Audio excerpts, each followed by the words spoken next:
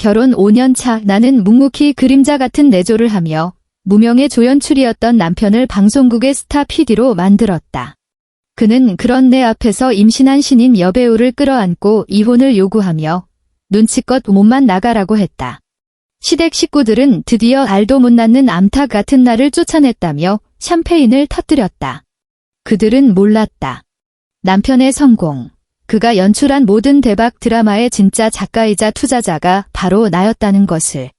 이혼 합의서의 효력이 발생하는 그 순간, 내가 가장 먼저 한 일은 내가 주었던 모든 것을 되찾아오는 것이었다. 결혼기념일, 박진우는 내게 목걸이 하나를 선물했다. 다이아는 작았지만 그는 말했다. 서연아, 이번 프로젝트만 성공하면 비둘기알 만한 걸로 바꿔줄게. 나는 웃으며 그의 셔츠에 잡힌 주름을 매만져주며 지난 5년간 매일 그랬듯 다정하게 대답했다. 비둘기알 다이아는 됐어요. 난 그냥 당신만 무사하면 돼요. 그는 감동한 듯 나를 끌어안고 귓가에 속삭였다. 내가 있어 정말 다행이야. 그 순간만큼은 서울의 바람마저 달콤하게 느껴졌다. 남들 눈에 나는 세상 가장 행복한 여자였다. 내 남편 박진우는 JBC 방송국에서 가장 젊고 잘나가는 스타 PD. 그가 연출하는 드라마마다 시청률 대박의 신드롬을 일으켰다. 그리고 그는 나 같은 전업주부 아내를 지극히 사랑해서 공식적인 자리에서도 애정과 감사를 표현하는 데 인색하지 않았다. 그는 내가 자신의 영감의 뮤즈이자 가장 든든한 버팀목이라고 말했다. 친구들은 모두 나를 부러워했다. 사랑하는 남자와 결혼해서 매일 집에서 꽃꽂이나 요리만 하면서 호의호식한다고. 심지어 까다롭기 짝이 없는 시어머니조차 카메라 앞에서는 내 손을 잡고 복덩이라며 치켜세웠다. 이 모든 것이 얼마나 가소로운 거짓말인지는 오직 나 자신만이 알고 있었다. 박진우의 사랑이란 나를 새장 속에 가둬두고 내 재능을 마음껏 빨아먹기 위한 족쇄였다. 내 이름과 커리어를 포기하게 만든 달콤한 감옥이었다. 그가 말하는 영감의 뮤즈란 매일 밤 그가 막히는 대본 때문에 머리를 쥐어뜯을 때마다 내가 무심한 척 툭툭 던져주는 베갯머리 이야기에 불과했다. 내 이름은 강서연. 아버지는 대한민국 드라마 작가계의 거목이시고 오빠는 유명 영화감독이다. 나는 그런 환경에서 어깨너머로 보고 자라며 이야기의 구조와 인물 구축에 대한 거의 본능적인 감각을 지녔다. 나는 박진우를 사랑했다. 처음 만났을 때 그의 눈빛을 아무도 알아주지 않는 신입 PD 시절에도 꿈을 향해 고집스럽게 나아가던 그를 사랑했다. 그래서 나는 그 가련하고도 예술가적인 자존심을 지켜주기 위해 내 배경을 전부 숨겼다. 내 재능을 감추고 지극히 평범한 여자처럼 그와 결혼했다. 나는 그에게 내가 보잘것없는 대학을 나온 고아일 뿐이라고 말했다. 나는 그가 성공하면 우리가 행복해질 거라고 믿었다. 그렇게 나는 그의 그림자가 되었다. 그가 슬럼프에 빠지면 나는 어디서 들은 재미있는 얘기라며 슬쩍 아이디어를 흘렸다. 그가 캐스팅으로 골머리를 앓으면 나는 부연히 잡지에서 본 배우라며 그에게 어울리는 얼굴을 추천했다. 그가 투자 문제로 전전긍긍할 때면 나는 우리 집안의 자본을 움직여 익명의 엔젤 투자자라는 이름으로 그의 프로젝트에 자금을 댔다. 그가 연출한 모든 대박 드라마는 기획부터 자금 지원까지 사실상 내가 마쿠에서 조종한 결과물이었다. 그리고 그는 이 모든 것을 당연하게 누리며 모든 공을 독차지했다. 무명의 조연출에서 스타 PD의 자리까지 그렇게 한 걸음씩 올라섰다. 그의 자신감은 날이 갈수록 커져만 갔고 나를 보는 눈빛 역시 초기의 사랑과 의지에서 이제는 당연함과 심지어는 알아채기 힘든 경멸마저 묻어났다. 아마 그는 집안일 말고는 할 줄 아는 게 없는 내가 자신과 결혼한 것을 하늘이 내린 은총쯤으로 여기는 듯했다. 그 은총은 그의 최신작 별의 바다 종방연에서 마침내 썩어 문드러진 속내를 드러냈다. 그날 밤 그는 파티의 주인공으로 모두에게 둘러싸여 스포트라이트를 받았다.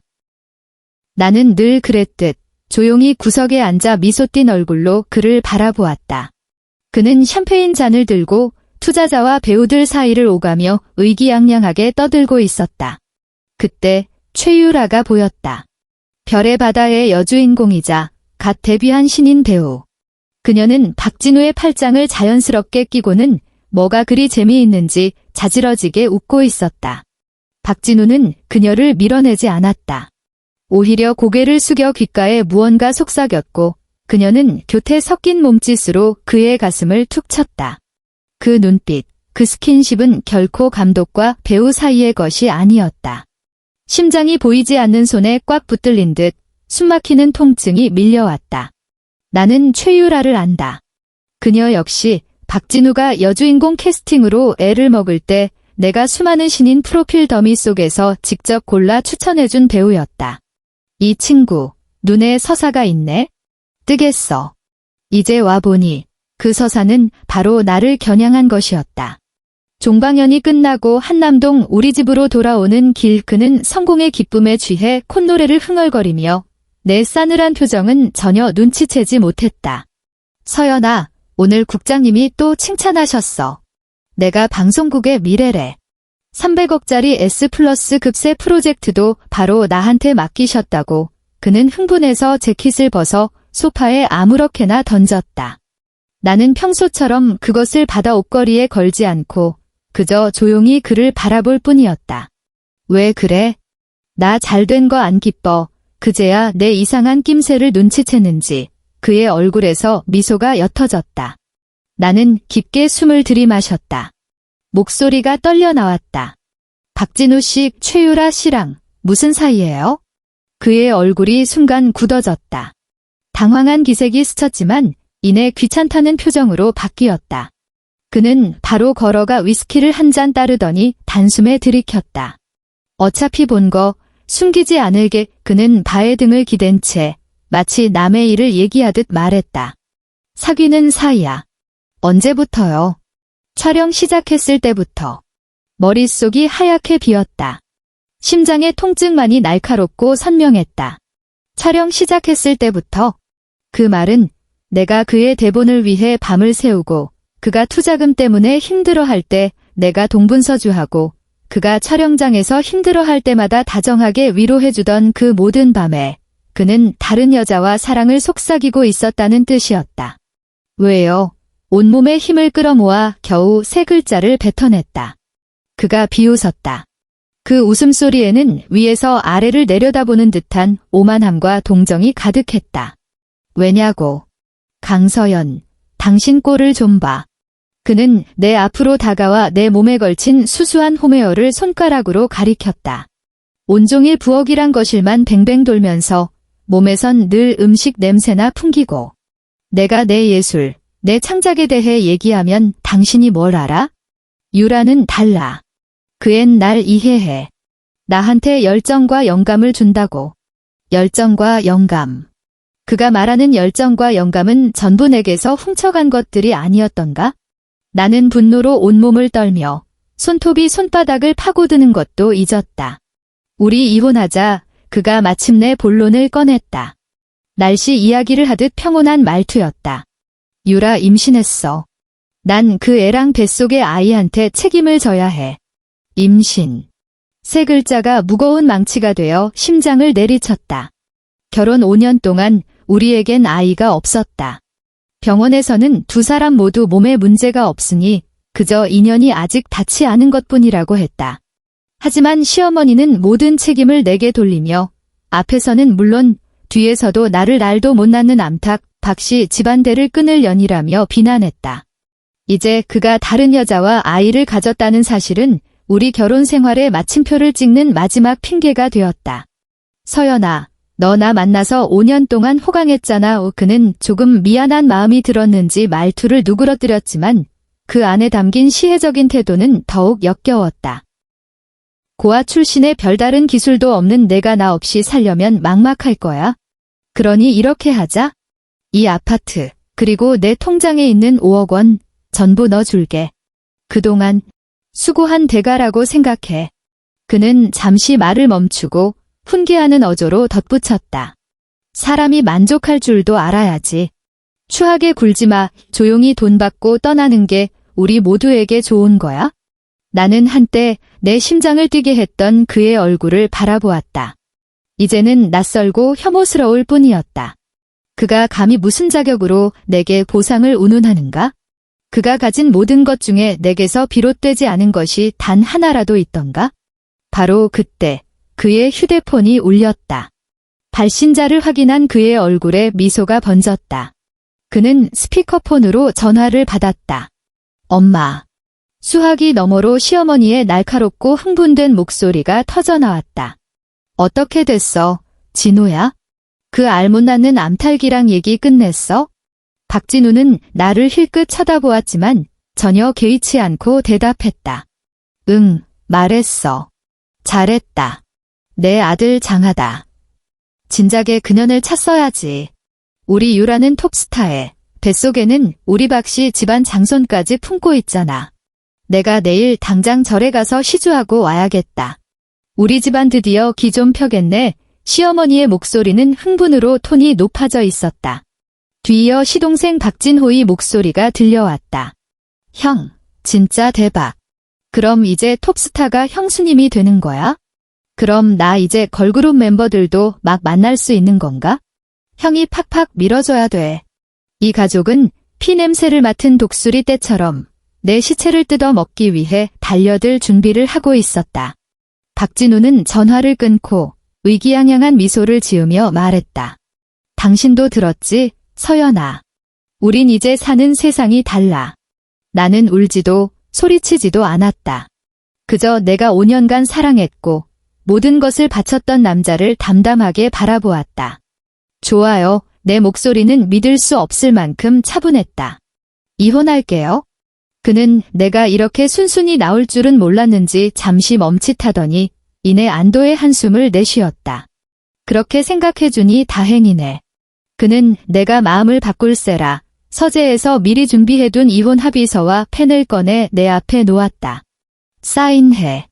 나는 펜을 들었다. 합의서의 재산 분할 항목에 적힌 해당 사항 없음이라는 글자와 박진우의 위선적인 얼굴을 번갈아 보다가 문득 웃음이 터져나왔다. 그는 자기가 이겼다고 생각하겠지? 마침내 나라는 짐을 벗어 던지고 내 재능과 우리 집 돈으로 그의 진정한 사랑과 행복한 미래를 꾸릴 수 있게 되었다고. 그들은 모두 나 강서연이 힘없고 나약하며 아무것도 가진 것 없는 전업주부라고 믿고 있었다. 나는 고개를 숙여 이혼 합의서의 마지막 칸에 내 이름을 한 획 한 획 정성껏 적어 내려갔다. 강서연. 펜촉이 종이를 스치는 소리가 고요한 거실에 유난히 날카롭게 울려 퍼졌다. 그 순간 나는 결혼 생활을 끝내고 있는 것이 아니었다. 내가 주었던 모든 것을 되찾아오고 있었다.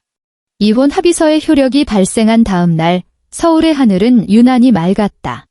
나는 박진우와 함께한 5년의 추억과 그의 무자비한 배신이 고스란히 담긴 그 아파트를 나왔다.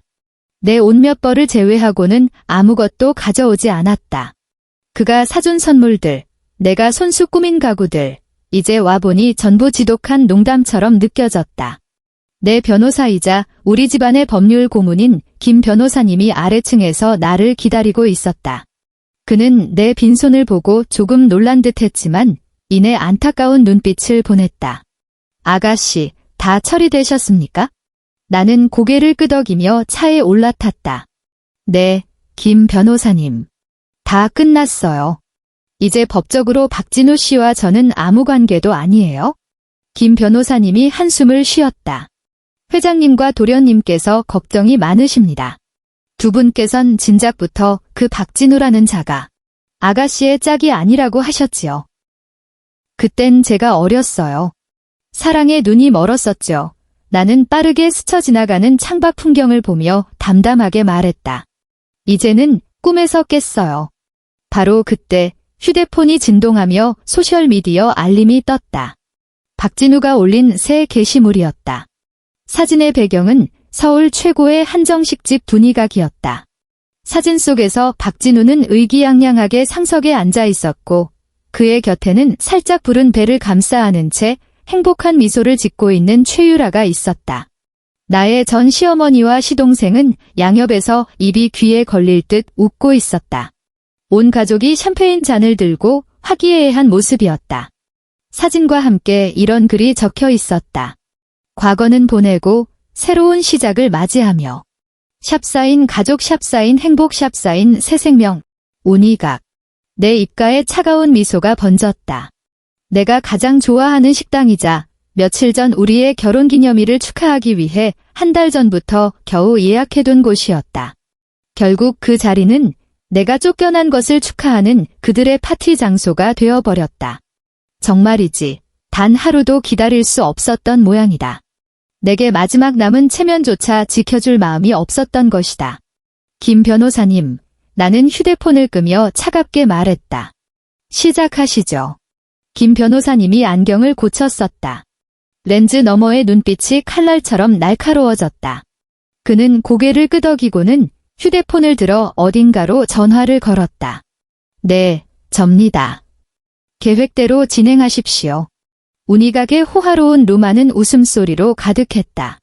박진우는 술에 취해 붉어진 얼굴로 최유라의 부모님에게 자신의 원대한 계획을 떠벌리고 있었다. 아버님, 어머님, 걱정 마십시오. 저와 유라의 미래는 탄탄대로입니다. 그는 의기양양하게 손에 든 와인잔을 흔들었다. 지금 진행 중인 S+급 프로젝트 광자가 곧 촬영에 들어갑니다. JBC 방송국에서 전폭적으로 지원하는 투자금만 300억 원에 달하는 대작입니다. 이 드라마만 터지면 저는 대한민국 드라마계에서 논란의 여지없는 최고의 PD가 되는 겁니다. 최유라의 아버지가 만족스럽게 고개를 끄덕였다. 박서방, 우리 유라 잘 부탁하네. 아빠, 걱정 마. 진우 오빠가 나한테 얼마나 잘하는데. 최유라는 부끄러운 듯 박진우의 어깨에 기댔다. 그녀의 손은 무의식적으로 자신의 배를 쓰다듬고 있었다. 저명한 스타 PD를 발목 잡을 그녀의 마지막 무기였다. 시어머니 이혜자는 얼굴 가득 주름이 잡히도록 웃으며 커다란 댁의 다리 하나를 최유라의 그릇에 놓아주었다. 아이고, 내 예쁜 며느리. 어서 많이 먹어라. 다 우리 금쪽 같은 손주를 위한 거란다. 알도 못 낳는 어떤 년이랑은 차원이 다르지. 재수 없게 시리. 시동생 박진호는 옆에서 휴대폰을 만지작거리며 부러운 듯 형을 쳐다봤다. 형, 진짜 이제 인생 역전이네. 근데 형, 내 차가 좀 낡았는데 언제쯤 포르쉐 신형으로 바꿔줄 거야? 문제없어. 박진우가 호탕하게 손을 내저었다. 형 프로젝트 성공하면 포르쉐는 무슨 페라리라도 뽑아줄게. 가족들은 장밋빛 미래에 대한 환상에 젖어 마치 인생의 정점에 서 있는 듯 보였다. 바로 그때 박진우의 휴대폰이 울렸다. 발신자는 JBC 방송국의 국장이었다. 그는 즉시 목소리를 가다듬고 공손하게 전화를 받았다. 국장님, 안녕하십니까? 마침 제가 보고 드리려던 참이요. 박진우 씨. 전화기 너머에서 국장의 얼음장 같은 목소리가 그의 말을 끊었다. 지금 당장 방송국으로 들어오세요. 네. 국장님, 제가 지금 가족들과 식사 중이라 무슨 급한 일이라도 있으십니까? 박진우는 국장의 전례 없이 심각한 목소리에 당황했다. 당신이 맡은 새 프로젝트, 왕좌, 문제 생겼습니다. 박진우의 심장이 쿵 하고 내려앉았다. 무슨 문제 말입니까? 모든 투자사가 바로 방금 전에 전부 투자 철회를 통보했습니다. 프로젝트, 엎어졌어요. 네, 박진우는 자리에서 벌떡 일어섰다. 손에 들고 있던 와인잔이 쨍그랑 소리를 내며 바닥에 떨어져 산산조각 났다. 그게 무슨 말씀이십니까? 국장님, 뭔가 오해가 있는 거 아닙니까? 그 투자사들, 저희랑 계속 잘 해오던 곳들 아닙니까? 오해 없습니다. 국장의 목소리에는 온기라고는 찾아볼 수 없었다. 그리고 당신이 이전에 제작했던 모든 드라마, 별의 바다 포함해서 심각한 저작권 분쟁에 휘말렸습니다. 지금 즉시 모든 플랫폼에서 전부 서비스 중단 조치될 겁니다. 조사 끝날 때까지. 박 PD, 당신은 해고입니다. 지금 이 시간부로 당신과 JBC 방송국은 아무 관계도 없습니다. 또 전화가 끊겼다. 박진우는 그 자리에 못 박힌 듯 서 있었다. 핏기 하나 없는 얼굴은 마치 온몸의 힘이 다 빠져나간 듯 했다. 해고, 서비스 중단, 저작권 분쟁. 이게 어떻게 가능하지? 루만의 웃음소리가 거짓말처럼 멎었다. 모두가 경악한 얼굴로 그를 쳐다보았다. 진우 오빠, 왜 그래? 국장님이 뭐래? 최유라가 불안한 듯 물었다. 박진우가 대답하기도 전에 그의 어머니 이혜자의 비명이 터져나왔다. 어머나, 내 카드가 왜 안 긁히니? 그녀가 오늘 저녁에 비싼 식사비를 결제하려 했지만 포스기에는 사용 불가 카드라는 메시지만 떴다. 다른 카드를 내밀었지만 결과는 마찬가지였다. 이게 무슨 일이야? 이거 한도 없는 VVIP 블랙카드인데 이혜자는 식은땀을 흘리며 안절부절 못했다. 서빙 직원의 이상한 눈초리에 얼굴이 화끈거렸다. 박진우가 신경질적으로 소리쳤다. 엄마, 시끄럽고. 내 카드로 해. 그가 지갑에서 자기 카드를 꺼내 건넸지만 결과는 여전히 결제 불가였다. 옆에 있던 박진호 역시 전화를 한 통 받더니 그의 얼굴이 순식간에 경악으로 물들었다. 뭐? 내 차를 견인해 갔다고? 무슨 자격으로? 그거 우리 형이 사준 차란 말이야. 전화기 너머에서 차갑고 기계적인 목소리가 들려왔다. 선생님, 해당 포르쉐 차량은 강서연 님 명의로 등록되어 있습니다. 저희는 차주분의 요청을 받고 차량을 회수하러 왔습니다. 강서연, 박진호는 멍해졌다. 말도 안 돼. 혼란의 와중에 최유라의 휴대폰도 울렸다. 소속사 대표였다. 그녀가 전화를 받자마자 대표의 고함이 수화기를 뚫고 터져나왔다. 최유라, 너 도대체 누구한테 밑보인 거야? 방금 회사로 통보 왔어. 우리 회사 최대 투자처, 별의 바다에 투자했던 그 엑스크리에이션에서 널 지목해서 업계에서 매장시키라고 지시했다고. 회사는 너랑 즉시 계약 해지하기로 결정했어. 천문학적인 위약금이나 준비해. 네, 최유라는 놀라서 휴대폰을 바닥에 떨어뜨렸다. 엑스크리에이션, 박진우가 입버릇처럼 말하던 가장 신비롭고 가장 통이 큰 젠젤 투자자가 아니었던가. 연이은 충격의 가족들은 완전히 넋이 나갔다. 그들은 서로를 바라보며 눈동자에서 똑같은 공포와 혼란을 읽었다. 마치 보이지 않는 거대한 그물이 그들이 새로운 시작을 자축하던 바로 이 순간 갑자기 조여들며 그들을 옴짝달싹 못하게 올가매는 것 같았다. 박진우의 머리가 빠르게 회전했다. 그는 마침내 이 모든 재앙 속에서 하나의 공통된 이름을 찾아냈다. 강서연. 어머니가 쓰던 한도 없는 블랙카드는 강서연의 가족 카드였다. 동생이 몰고 다니던 포르쉐는 강서연의 명의로 되어 있었다. 최유라가 여주인공 역을 따낼 수 있었던 것은 그 드라마의 최대 투자자가 바로 우리 집안의 회사였기 때문이었다. 그가 그토록 자랑스러워하던 S+ 그 프로젝트의 가장 큰 손이었던 투자사들 역시 전부 우리 집안과 얽혀있는 기업들이었다. 그가 자신의 생명줄처럼 여기고 자부심의 원천으로 삼았던 모든 것이 그가 쓸모없다며 뻥 차버린 전처에게서 비롯된 것이었다. 그가 고아라고 믿었던 여자, 그가 5억 원을 쥐어주며 동정했던 그 불쌍한 여자, 강서연. 박진우는 핏발선 눈으로 이를 악물고 그 이름을 내뱉었다. 그는 자신이 얼마나 용서받지 못할 어리석은 짓을 저질렀는지 비로소 깨달았다. 그는 평범한 여자를 아내로 맞은 게 아니었다. 감히 넘볼 수도 없는 재벌가의 대릴사위로 들어왔으면서 그걸 까맣게 모르고 있었던 것이다. 그리고 이제 그 재벌가가 모든 것을 회수하기 시작했다. 박진우는 미친 사람처럼 식당을 뛰쳐나갔다. JBC 방송국으로 가야 했다. 국장을 만나서 똑똑히 물어야 했다. 그가 공들여 쌓아 올린 모든 것이 하룻밤 사이에 잿더미가 되었다는 것을 믿을 수 없었다. 이건 분명 강서연, 그 미친 여자가 꾸민 짓이다. 감히 어떻게. 하지만 그가 숨을 헐떡이며 방송국 정문에 도착했을 때 건장한 보안요원 2명이 무정하게 그의 앞을 가로막았다. 박 PD님, 아니, 박진우 씨 들어가실 수 없습니다. 보안요원의 눈에는 약간의 동정과 거리감이 서려 있었다. 비켜. 내가 JBC 스타 PD야. 국장님 뵈러 왔다고. 박진우는 히스테릭하게 소리치며 억지로 들어가려 했다. 어제까지만 해도 그에게 고개를 숙이던 보안요원들은 이제 두 개의 산처럼 미동도 하지 않았다. 박진우 씨, 상부의 지시가 있었습니다. 당신은 해고되었으며 더 이상 본사 직원이 아닙니다. 개소리 마. 너희 내가 누군지 몰라? 내가 JBC를 위해 얼마나 많은 걸 해줬는데. 감히 날 막아. 그는 발버둥 쳤다. 넥타이는 비뚤어지고 머리는 헝클어졌으며 말끔하던 수트는 구겨졌다.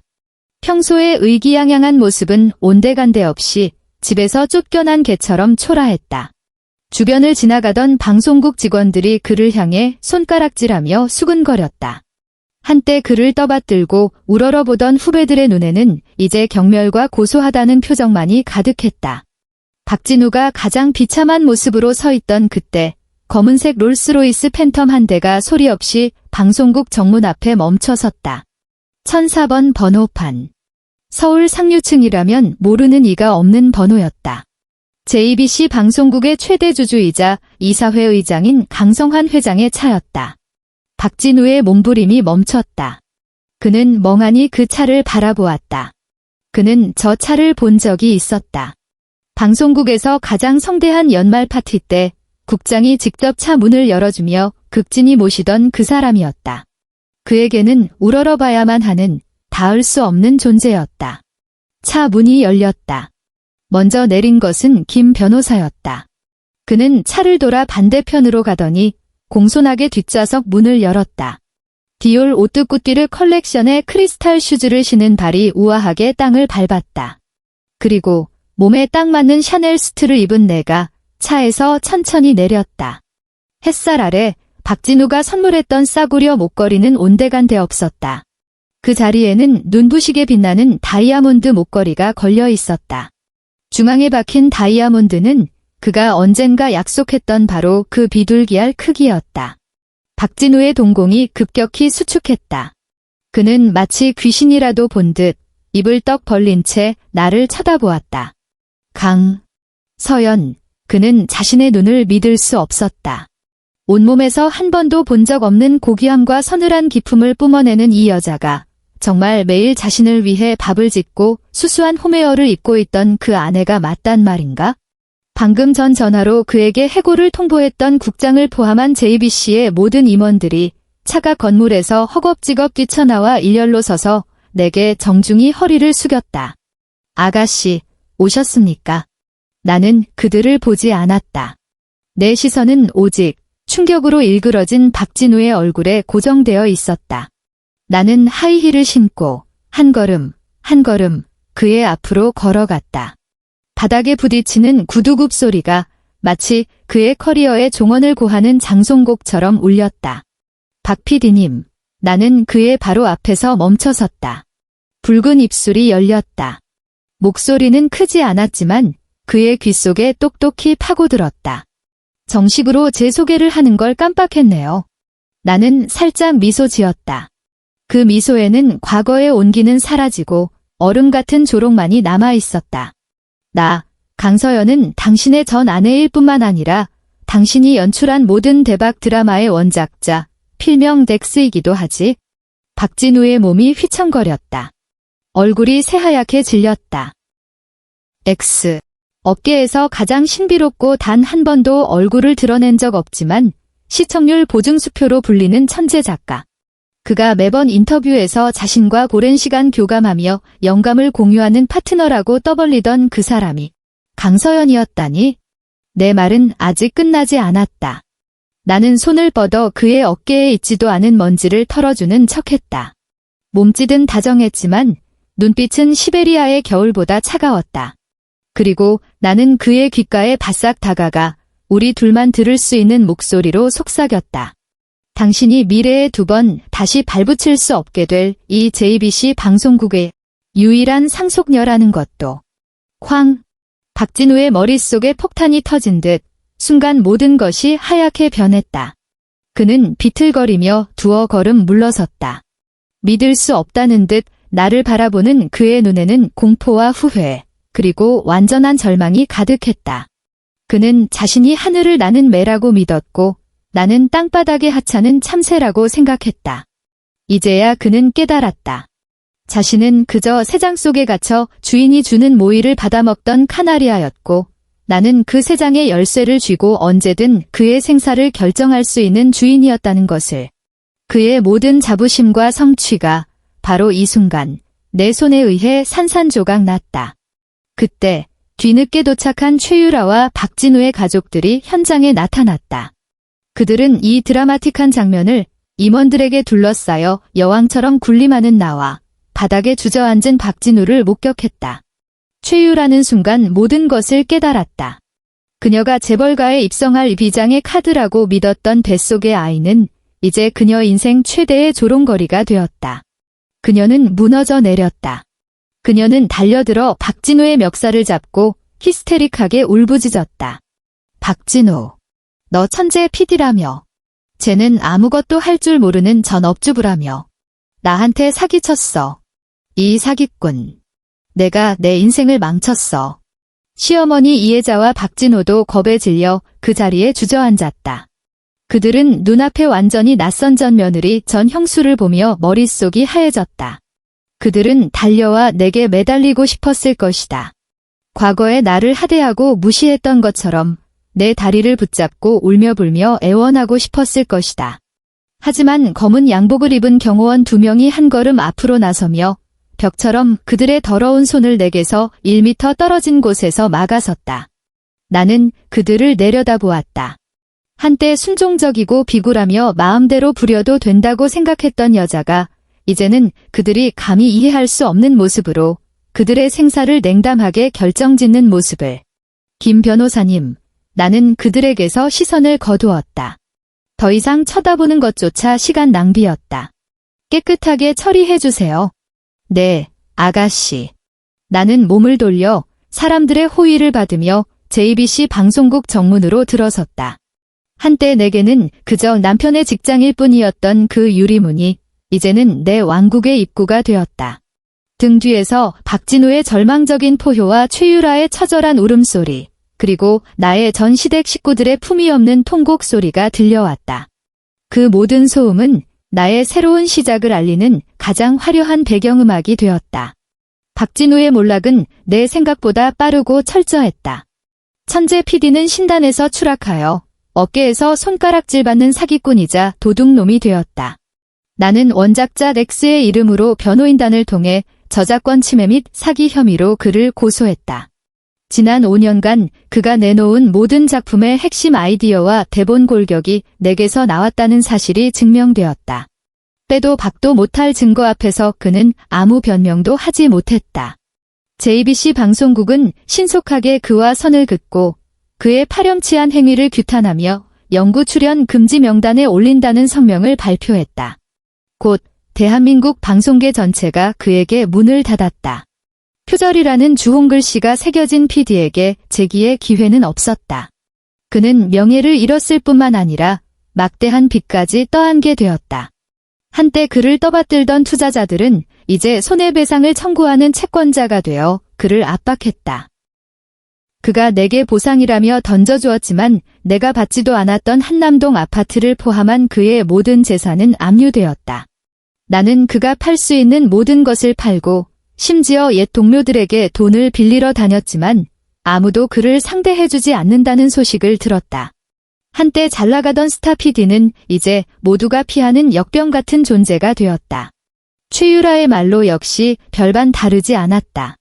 박진우가 완전히 몰락했고 재벌가 입성의 꿈이 산산조각 났을 뿐만 아니라 그와 함께 빚더미에 앉을 수도 있다는 사실을 알게 되자 그녀는 망설임 없이 뱃속의 아이를 지웠다. 한때 그녀의 가장 강력한 무기였던 생명은 냉혹한 현실 앞에서 깃털처럼 가벼웠다. 소속사는 그녀에게 천문학적인 위약금을 청구했다. 빚을 갚기 위해 그녀는 과거에는 쳐다보지도 않았을 단역이나 심지어는 노출이 필요한 저예산 웹드라마까지 닥치는 대로 출연해야만 했다. 한때 내일의 스타로 불리던 그녀는 이제 촬영장에서 온갖 구박을 받으며 몸을 팔아 푼 돈을 버는 무명 배우로 전락했다. 나의 전 시댁은 그야말로 막장 드라마 한 편을 찍고 있었다. 나의 무제한 가족 카드를 잃어버린 후 씀씀이가 해펐던 전 시어머니 이혜자는 기본적인 생활조차 어려워졌다. 시동생 박진호는 자랑처럼 몰고 다니던 포르쉐를 뺏긴 후 아무것도 할 줄 모르는 백수로 돌아갔다.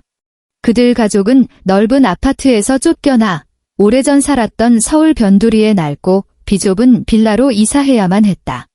수입원이 끊기자 자애로운 어머니와 효자 아들, 두의 깊은 형제의 모습은 온데간데 없이 사라졌다.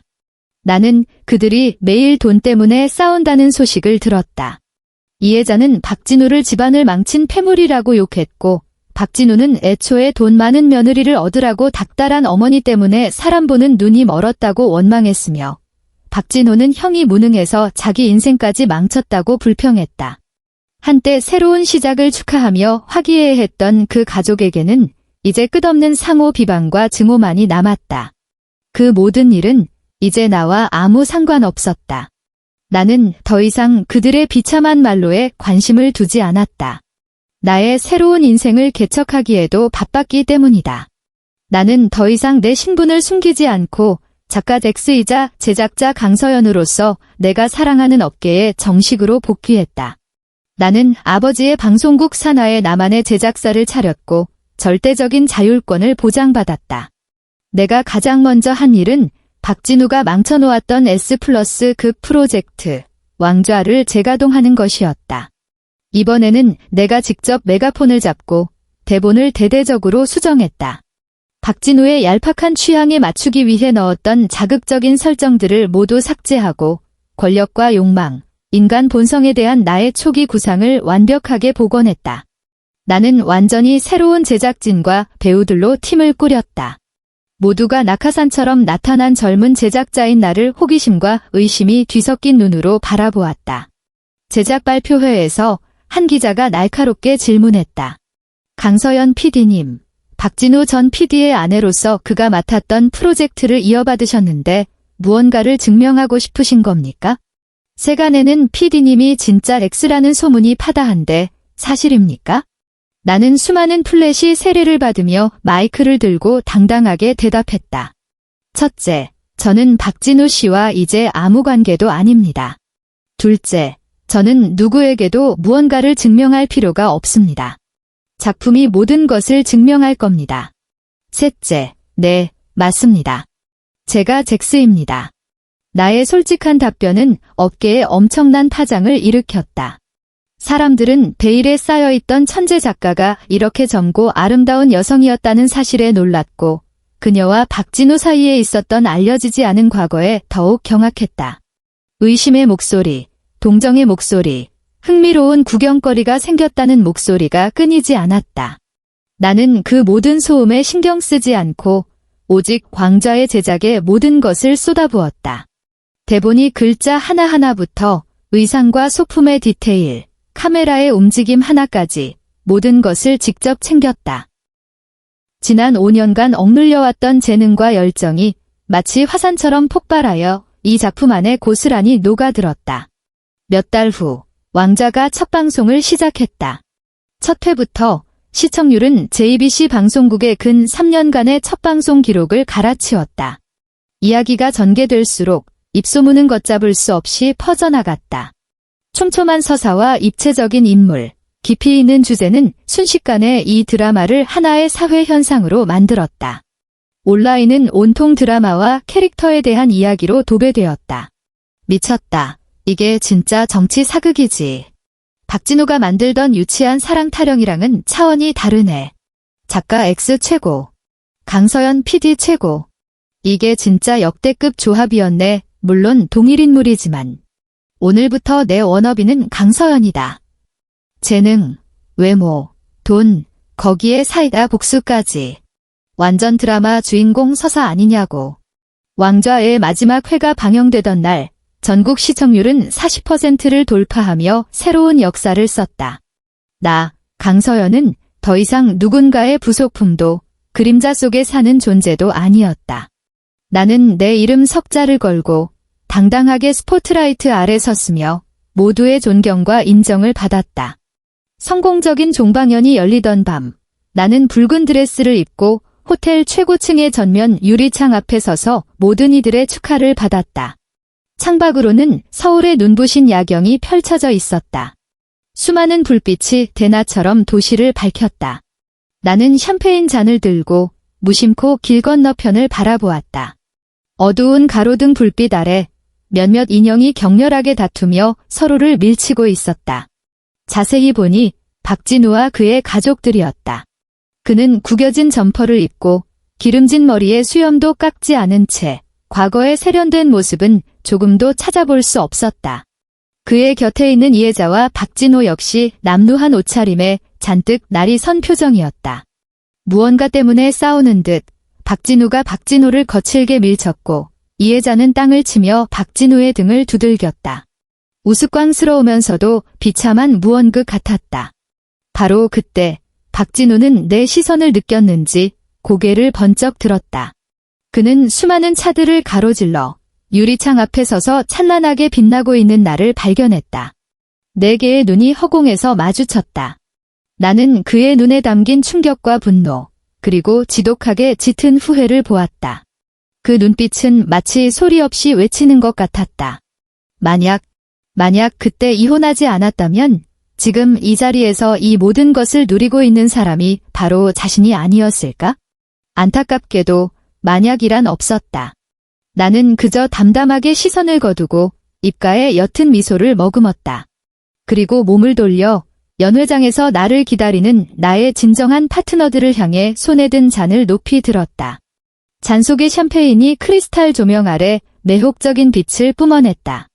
나는 단숨에 들이켰다. 나의 죽어버린 사랑을 위해, 그리고 눈부시게 찬란할 나의 새로운 시작을 위해. 엔드.